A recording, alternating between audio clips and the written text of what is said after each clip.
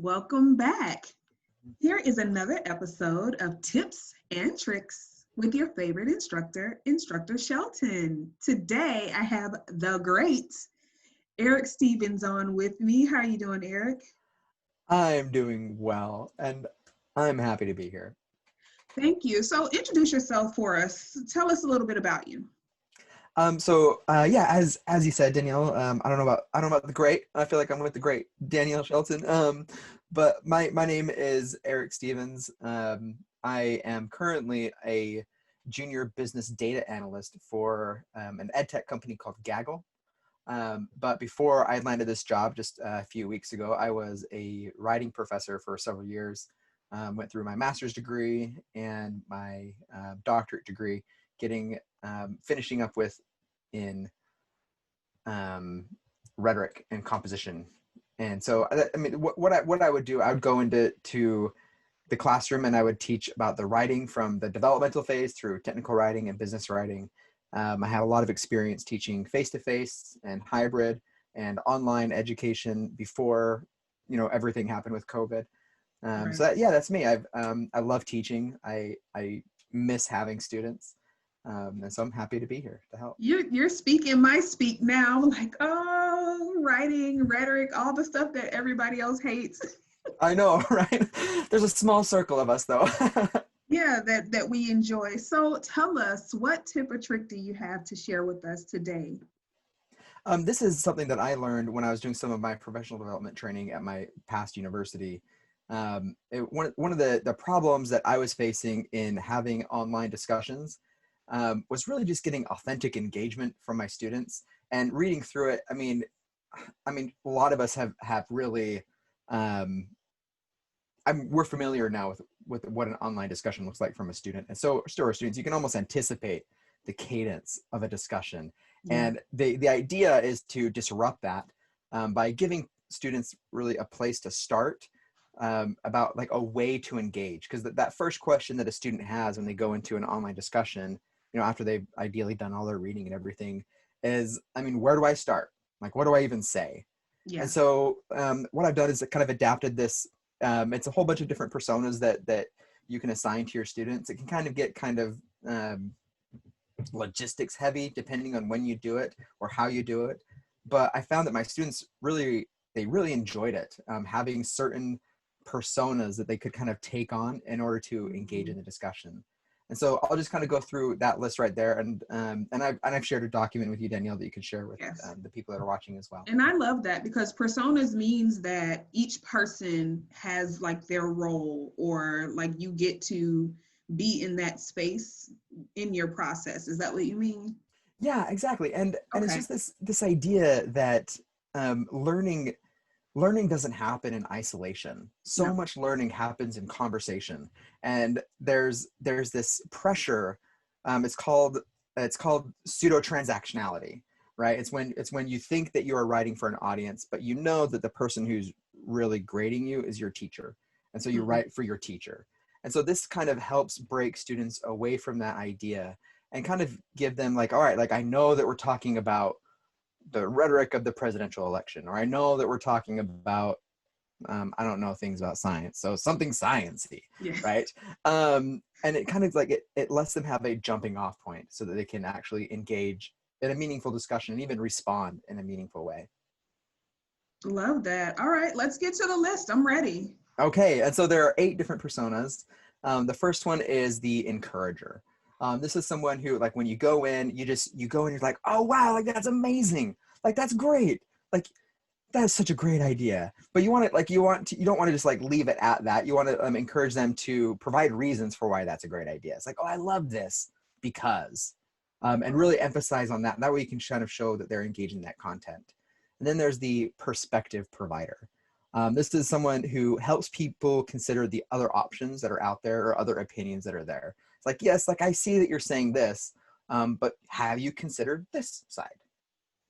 So it's a way to kind of intentionally kind of put in like a an intentional tangent kind of. Nice. Okay. And then you have the yes man or the yes woman. It's just that person who goes in there and be like, yeah, I agree, like yes, Like, it's that kind of like annoying person a little bit who doesn't really add a whole lot to the conversation, but you want them to add something to the conversation. It's like, yes, and it's kind of like that improv idea. It's like, yes, and here's this other great thing. Like, here's why that's such a good idea. It's that person who's there to just help validate people in what they're thinking and what they're saying, because it's like kind of like the self-conscious act to put your writing. You need you need that person. Exactly. And then you have one that I think a lot of students have fun with. This is the free spirit. It's like you're a wild card. You don't know, like there are no parameters. Like you can respond however you'd like to. You'd probably want to advise them, to like keep it appropriate, but encourage other things. Like, here's a meme. Like here's a meme that's kind of involved with this thing, and like not trying to stop the conversation, but bringing something to the conversation that can just carry it forward. Love that. Love that. And then after that, there's the contemplator. This is someone who introduces a new topic. It doesn't necessarily need to be related. Ideally, that it would, but it's someone who's like, I've been thinking about this, and then kind of like it's kind of like introducing a new primary topic and how it can relate to the topic that's happening in the course at the moment. And then you have the summarizer. This is someone who goes in and has that practice patience of saying like, okay, this is what you said, and saying it in a different way to add meaning, or to because I mean, if you take a pen and if you're like, wow, like this is just, it's a long cylinder, but then if you look at it like this, like, no, it's actually just a little tiny circle. Right. So it just allows someone to see what's happening. My phone would ring right now. Hold on. No, of course, no, yeah, go for it. Okay, continue. We were on the summarizer, and you were showing your pen. Yes, it's a wonderful pen. I just bought it. And then we have the naysayer. This is kind of the opposite of the yes woman, the yes man. Just like, like you go in and you just cast doubt. It's like, I don't believe this. But you don't want to just go in and be confrontational. Be very intentional about how you disagree with someone. It's like, like, I disagree with this, and here's why. And everything that person says is something that is coming from a place of disagreement. Okay. And then the last one is the generator. This is someone who you kind of go in the Socratic method, and you just go in and ask questions. It's like, okay, like you said this, but I don't understand that. Like, what do you mean? Like going through like one of the common like places where conversations kind of split apart is when people aren't aware of, like, they're not using the same definitions of words. And so that's one of the things I really like to do with my students. Like, okay, like when you say this, like, what do you mean? Like, what do you mean when you say that?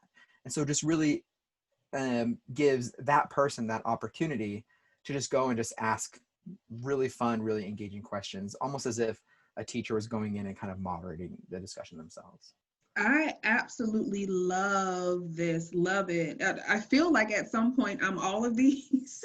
As the instructor and I'm doing a class, I feel like I take on all of these. I love this. So 8 personas: the encourager, the perspective provider, the yes man, the free spirit, the contemplator, the summarizer, the naysayer, and then the generator. Yep. Did I get all of them? All of them, yeah. Yay, I get an A. I get an A. See, that would be the summarizer, right? It's like, okay, so this is like, we just boom, boom, boom, boom. And those are really, really helpful, especially like when the conversations get really involved. And hopefully they are getting involved because they have more of a vested interest. It's like kind of like learning through role play a little bit. Yeah, I'm actually going to try this with one of my online classes and give them personas and see if this works out. I'm gonna try this out and see if this works for them, because I think it will make them have discussions a different way. Sometimes the discussion boards can be kind of like, but I think if they had a persona, it would make them look at the discussion board a little different, from a different standpoint. So I think that I love that. That's perfect. Thank you so much. Yeah, absolutely. Well, if there is no more that you have in this moment, I definitely would love to have you back, sharing some more tips, sharing some more tricks. I'm going to close it out. Thank you, Eric, so much for joining me. Thank you, Danielle. I appreciate you being here. Thank you. All right, have a good day. This has been Tips and Tricks with Instructor Shelton and Eric Stevens. See you guys later.